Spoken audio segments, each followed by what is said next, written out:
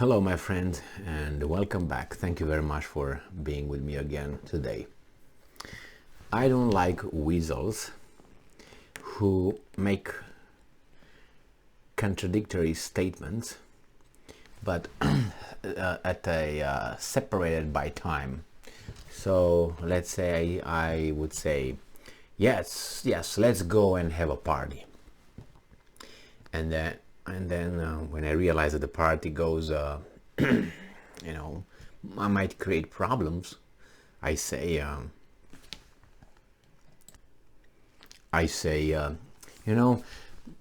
maybe the party is not a good idea. I don't think we should have a party. But the party is going. And I said we should be careful with the party. So it's you plan the party.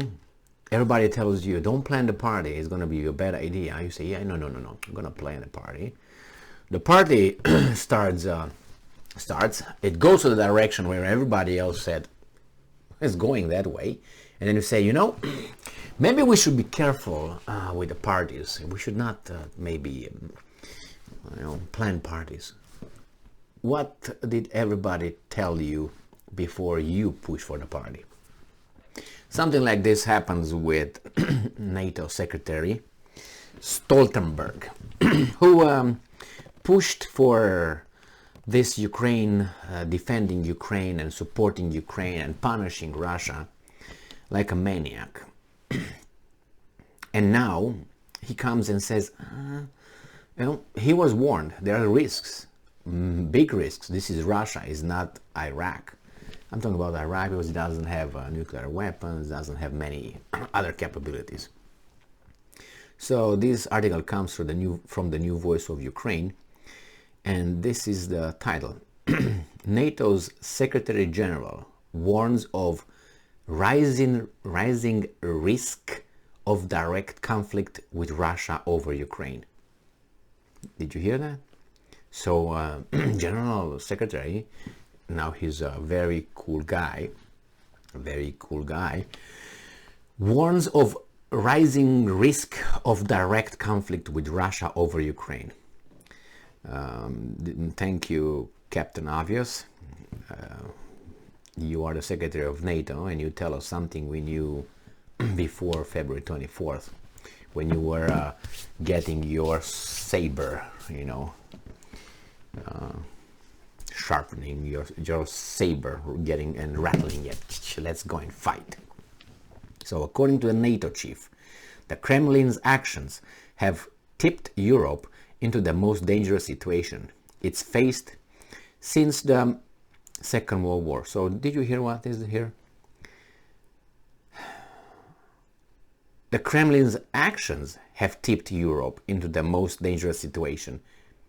Not the involvement of NATO. No. The Russian actions.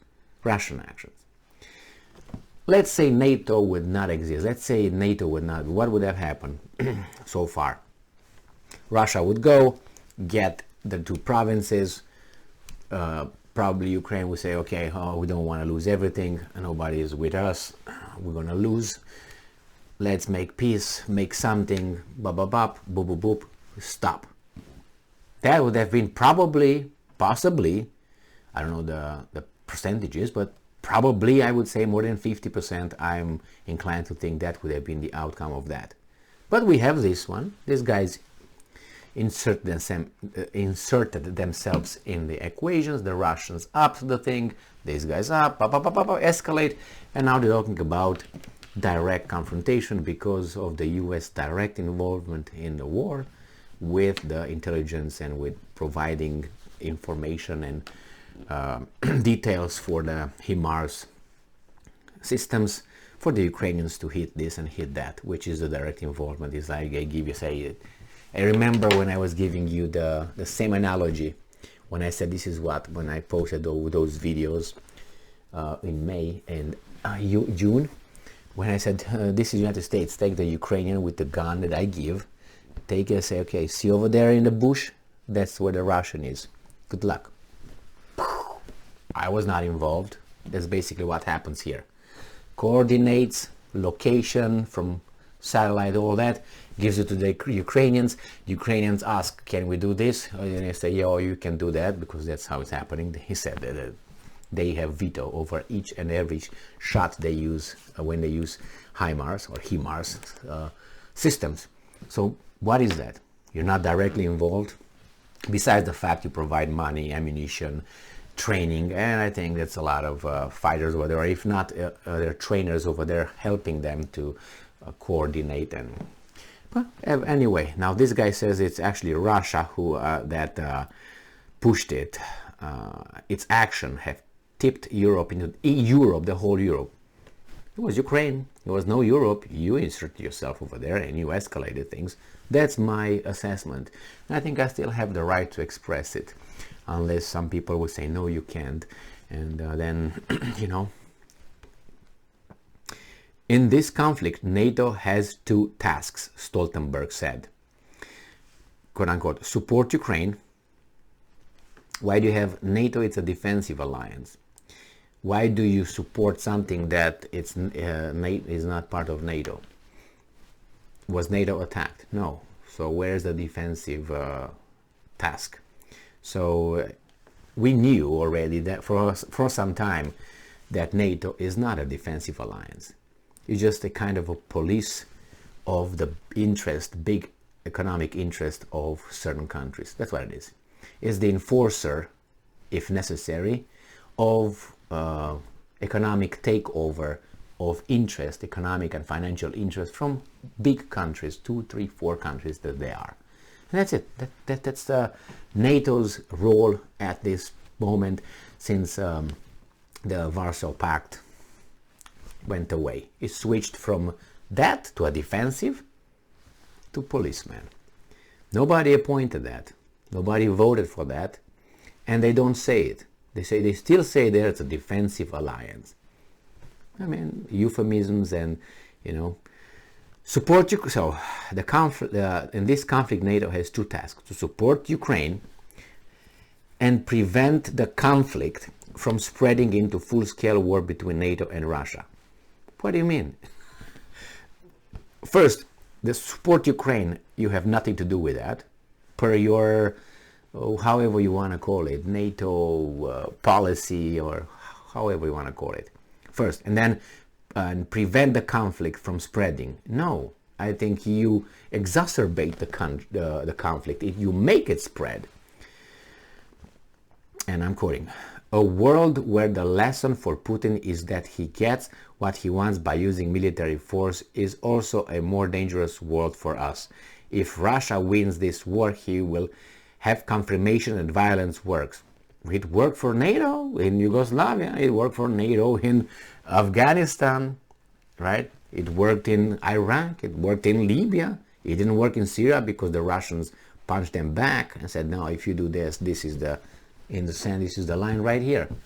And they didn't cross it. So this guy is just delusional, that's the word. But he thinks that we don't remember things. We're just like everybody else, below 86 IQ, bottom feeders. So then other neighboring countries may be next. Really? That's a scenario. I think if Russia wins, you're going to throw an atomic bomb on Romania. Or you're just going to go and you're going to somehow burn all Africa. Alrighty, if we talk about crazy stuff and just making scenarios, we can make a lot of scenarios. A lot of scenarios here.